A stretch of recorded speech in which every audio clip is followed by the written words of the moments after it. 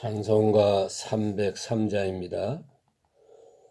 날 위하여 십자가에 중한 고통 받으사 대신 죽은 주 예수의 사랑하신 은혜요, 보배로운 피를 흘려 영영 죽을 죄에서 구속함을 받은 우리 어찌 찬양 안 할까.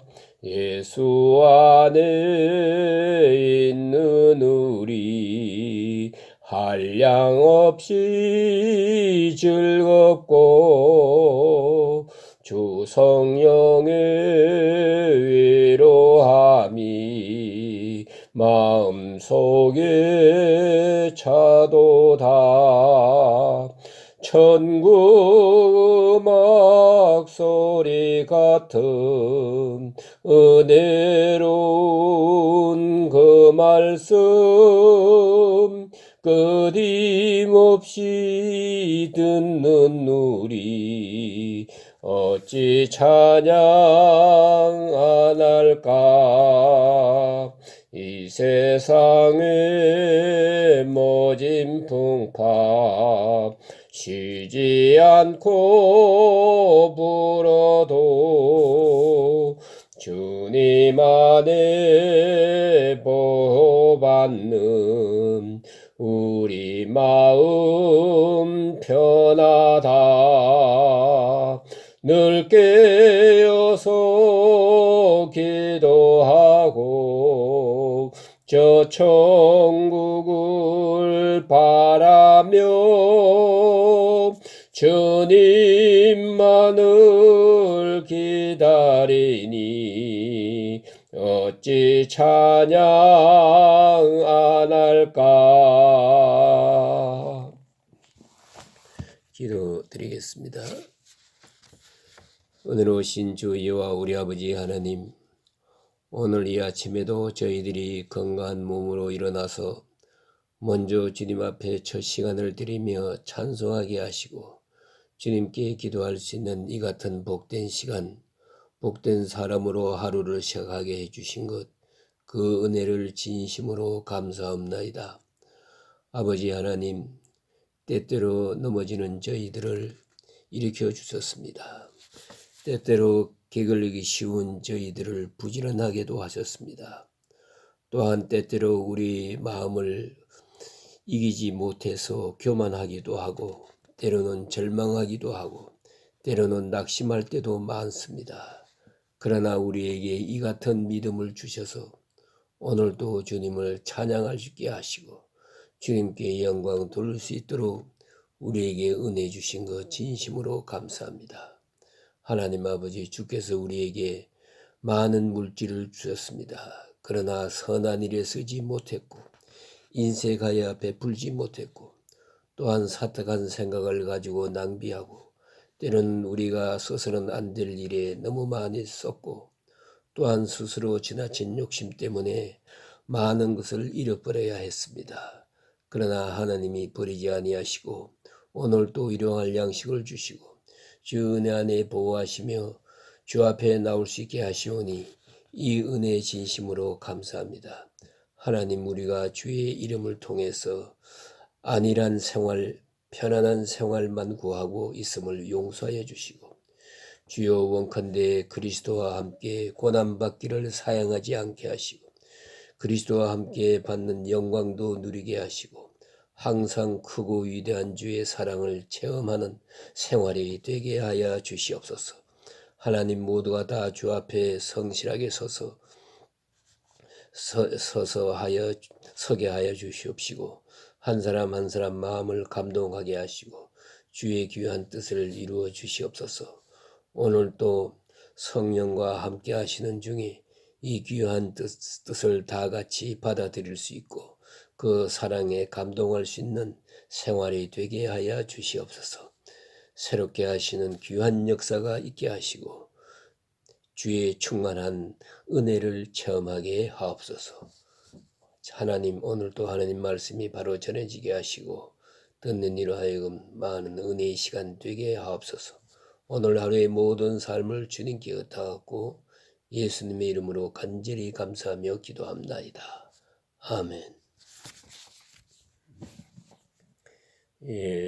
오늘 주신 말씀은 계속해서 빌립보서 1장 27절에서 30절까지 말씀입니다. 27절입니다.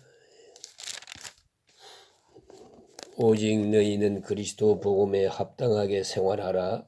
이는 내가 너희에게 가보나 떠나 있으나 너희가 한 마음으로 서서 한 뜻으로 복음의 신앙을 위하여 협력하는 것과 무슨 일이든지 대적하는 자들 때문에 두려워하지 아니하는 이 일을 듣고자 함이라. 이것이 그들에게는 멸망의 증거요 너희에게는 구원의 증거니 이는 하나님께로부터 난 것이라.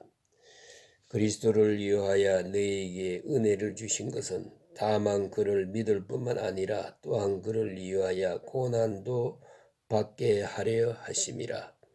너희에게 또 그와 같이 싸움이 있으니 너희는 내 안에서 본 바요 이제도 내 안에서 듣는 바니라. 아멘.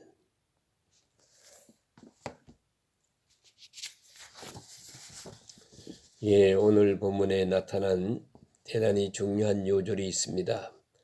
그리스도의 복음에 합당하게 생활하라. 그리스도의 복음에 합당하게 생활하라. 복음은 믿는 것입니다. 복음은 수용하는 것입니다. 그런데 믿고 수용한 대로 이제는 행해야겠다 하는 것입니다. 복음이 무엇입니까?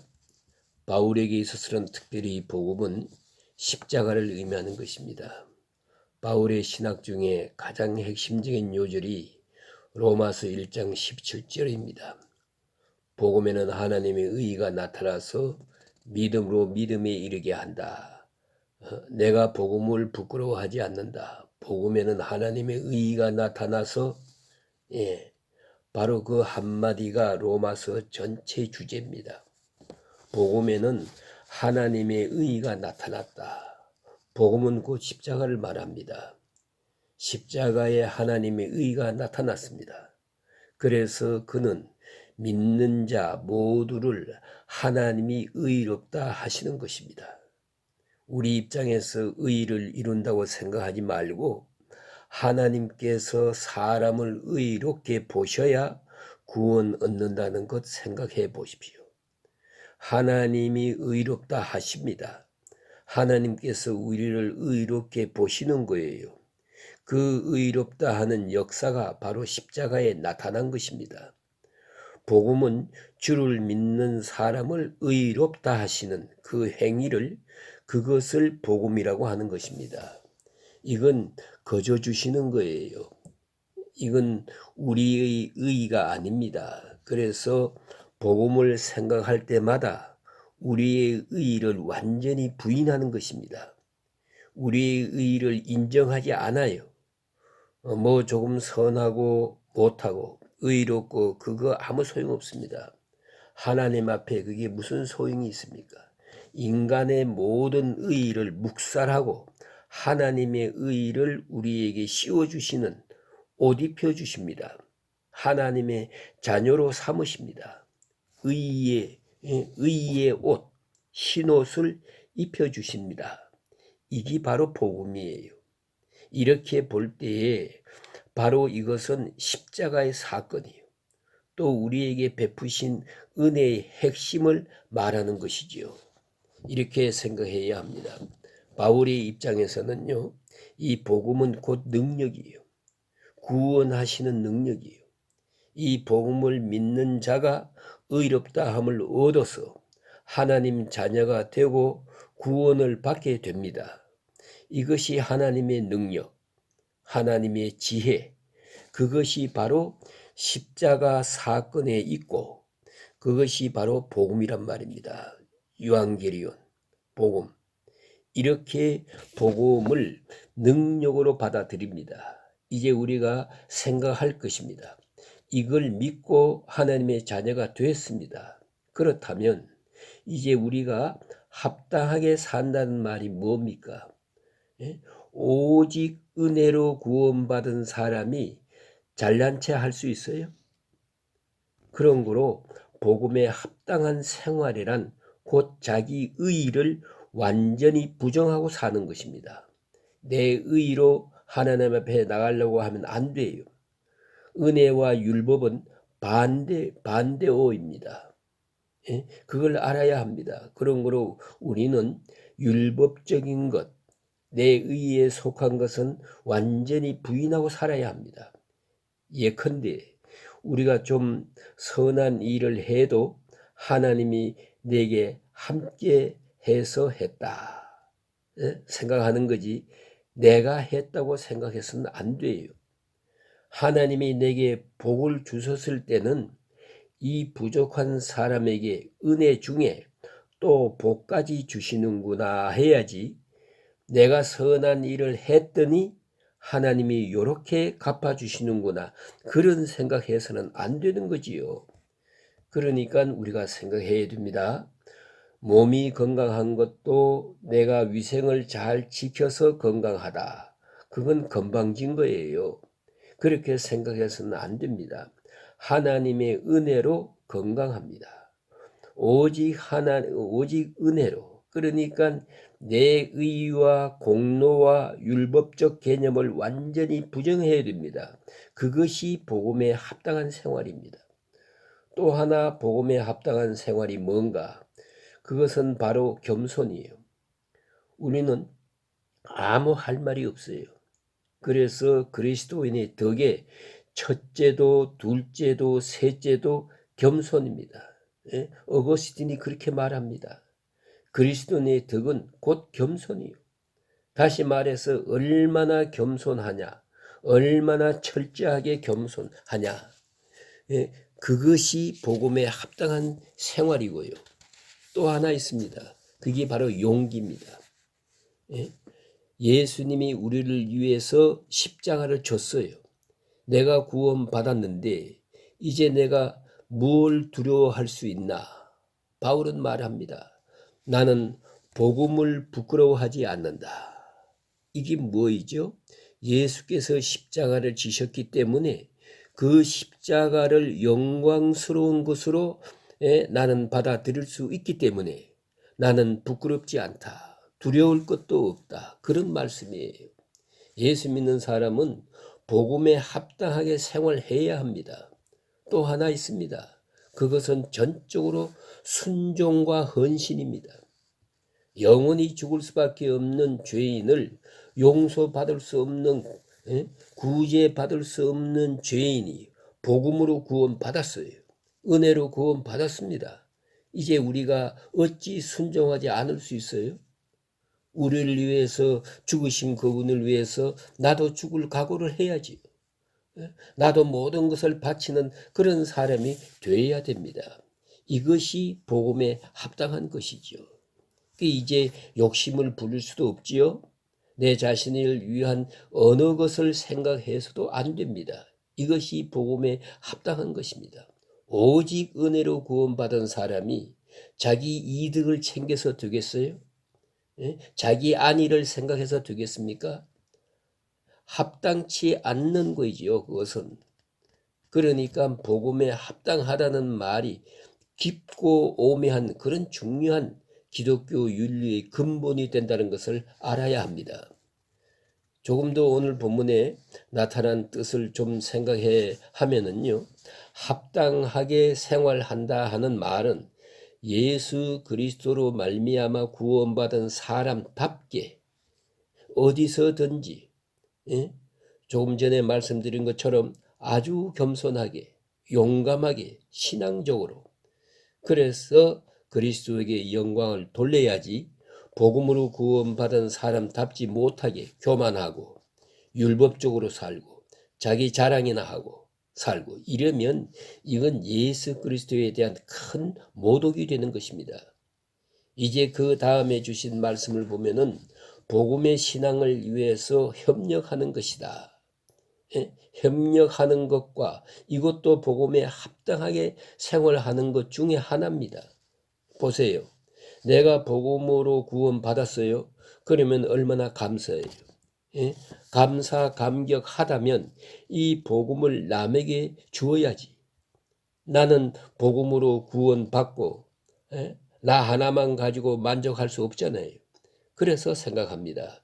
여러분 아신 대로 복음을 복음으로 받아들이면 참 복음을 받은 사람은 전도하지 말라고 해도 전도해요. 그러니까 저 책임은 복음만 설명하면 되는 거예요. 참 복음만 설명하면 전하면은 전도는 저절로 되는 거예요. 그걸 알아야 됩니다. 동시에 복음을 받아들이는 사람은 전도도 하고 전도하는 일에 협력자가 되어야 돼요. 전도하는 일에 기도로 협력하고 물질로 협력하고 방문으로 협력하고 복음 전하는 일에 협력하는 사람이 되게 됩니다. 그러니까 선교는 혼자 하는 게 아니에요. 하나님의 사업을 이루기 위해서 주위에서 많은 협력자가 필요합니다. 그 다 넓은 의미에서는 다 선교사라고 볼 수 있어요. 그래서 여기 본문에 말씀 이렇게 말하고 있는 것입니다. 또 한 가지 오늘 본문에 보니까 중요한 말씀이 있습니다. 그것은 대적하는 자를 인하여 두려워하지 아니하는 자. 그것이 담대한 것이지요. 이런 영적 담력을 요구하고 있습니다. 우리는 대적하는 자와 싸울 필요는 없어요. 그 대신에 내가 두려워해서는 안 돼요. 위축되면 안 되는 것입니다. 어떤 원수가 있고 어떤 악한 사람이 와도 우리의 마음은 편안해야지요. 마치 스데반처럼 천사의 얼굴을 하고 저들을 용서하면서 대할 수 있어요. 저들은 우리를 대적하더라도 우리의 마음에는 항상 안정과 편안이 있어야 한다 이 말입니다. 겁먹어서는 안 됩니다. 하나님이 일하는 사람은 어떤 핍박을 당해도 낙심하면 안 돼요. 낙심하면 그건 증거예요. 이 전도라고 하는 이 사역에서는 절대로 낙심해서는 안 됩니다. 그걸 우리가 알아야 합니다. 그 루마니아의 목사 펜 프란드라는 하는 분은요 아주 유명한 목사님인데 1948년 루마니아가 공산화될 때 체포되어 가지고 14년 동안 감옥에서 고생을 많이 한 분입니다. 그는 고생할 때마다 생각을 했답니다. 예수 그리스도의 십자가를 생각하고 또 바울이 감옥에서 고생한 것을 생각하면서 그 고통을 참고 견뎠다고 합니다. 그 마지막 3년 동안은 햇빛이 전혀 들지도 않는 그런 아주 독방 감옥에서 가중고생을 했습니다. 그리고 거기서 성경을 읽었어요. 오로지 성경밖에 없으니까 읽었는데 수백 번 성경을 읽었는데 그 성경을 읽으면서 두려워하지 말라 하는 말이 있잖아요. 몇 번이나 있나 보자 하고 세어보았더니 365번이 돼. 365번. 예. 그 1년에 꼭 하나씩, 하루에 하나씩, 1년에 하루에 하나씩, 어쨌든 이렇게 성경을 많이 읽으면서 두려워하지 말라는 그 성경 말씀을 통해서 위로를 많이 받았대요. 그 다음에 많은 사람들의 도움을 통해서 그가 석방이 됩니다. 그 석방 됐을 때 서방 쪽으로 피난 가라고, 여기 있지 말고 가라고, 자유세계로 가라고 많은 사람들이 권면했고 또 자유세계로 오라고 불렀어요. 그러나 그는 루마니아를 떠나지 않았습니다. 공산치하에서 이제 또 끌려가서 어떤 고생을 하는지 모르지만은 그러나 그는 피하지 않고 두려워하지 않고 그대로 루마니아에서 머물면서 복음을 전했습니다. 이것이 두려워하지 않는 거예요. 피난 가면 안 되는 거이죠. 그걸 알아야 합니다. 이것이 그리스도인입니다. 여기 보니까 복음에 합당한 생활이라는 것도 두려워하지 않아요. 예수님은 십자가를 졌는데 사도 바울은 감옥에서 고생했는데 우리가 두려워해서 되겠습니까? 두려워하지 않는 마음, 그것이 중요합니다. 어떤 일에도 두려워하지 않는 것, 이것이 믿음이에요. 그것이 복음에 합당하게 사는 길입니다.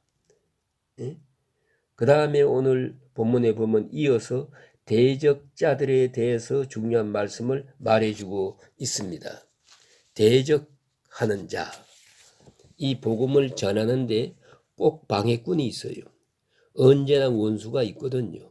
평탄하게 복음을 전하게 되어 있는 게 아닙니다. 꼭 괴롭히는 자가 있는데 이 대적자로 인해서 두려워하지 않는 일, 이게 중요하고요. 그런데 두려워하지 아니할 수 있는 이유는 첫째는 몸은 죽이는데 영을 죽이지 못합니다. 또 하나는 내가 이런 고통을 당하더라도 이건 죄 때문에 당하는 고통이 아니거든요. 내 잘못 때문에 당하는 고통이 아니지 않습니까? 이러한 일은 아름다운 일이거든요. 가끔 어떤 때는 내 잘못도 없는데 억울하게 고생한다고 그러지만은요. 여러분, 기왕 고생할 바엔 억울하게 고생해야지 내가 죄가 있어서 당하면 되겠습니까? 그 유명한 얘기가 있지요. 소크라테스가 옛날에 사형 선고를 받지 않았습니까? 사실은 법이 잘못되어 가지고 억울하게 지금 당하는 거예요. 그래서 제자들이 사형장에 나갈 때 그랬다고 하지 않습니까? 이건 법이 잘못된 것입니다. 그럴 때 유명한 말이 있지요. 악법도 법이다. 그랬어요. 어쨌든 처형을 당하게 되는데 이건 아무 잘못도 없이 선생님이 이건 억울합니다. 그러니까 현장에 나가면서도 소크라테스는요. 이놈아, 그러면 내가 죄가 있어서 당해야겠니? 그랬잖아요. 얼마나 멋진 얘기입니까? 여유 있는 얘기입니까? 우리는 자꾸 억울하다고 하지만 억울한 고통이 훨씬 나은 거예요. 내가 죄를 짓고 내가 잘못해서 그 값으로 내가 고생을 한다면 그 무슨 소용이 있습니까? 그 무슨 의미가 있습니까? 더구나 복음을 위해서 이건 내 잘못 없이 오로지 복음을 위해서 고생을 한다면 그거야 얼마나 좋은 일입니까? 얼마나 아름다운 일입니까? 그리고 여러분 사실은 순교라는 것은 아무나 다 하는 것이 아니거든요. 극단적으로 말하면 순교처럼 영광스러운 것도 없지 않습니까? 기독교인으로서 순교가 최고의 영광인데 순교야 솔직히 말하면 누가 나를 죽여주어야 순교를 하지. 자살합니까? 순교는 아무나 하는 게 아니에요. 하나님이 적절한 사람에게 주시는 영광이에요. 그렇다면 순교만이 그렇겠어요? 복음을 고생하는 거, 복음으로. 이거 아무나 당하는 거 아니지 않습니까? 만일에 그런 일로 인해서 고난을 당한다면 이건 자랑거리지요. 이건 영광된 것입니다. 그런 거로 두려워할 것도 없고 또 하나는 복음을 위해서 그리스도와 함께 고난을 당할 때는 이건 최종 승리가 보장된 것이거든요. 마지막 승리는 내게 있는 것입니다. 그런 거로 조금만 기다리면 되는 것입니다.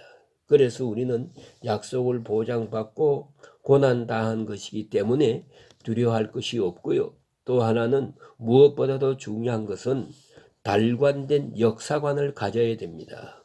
바울처럼 말입니다. 내가 당한 일이 복음의 진보가 된 것을 너희가 알기를 바란다. 사나 죽으나 사는 것도 그리스도요 죽는 것도 유익하다.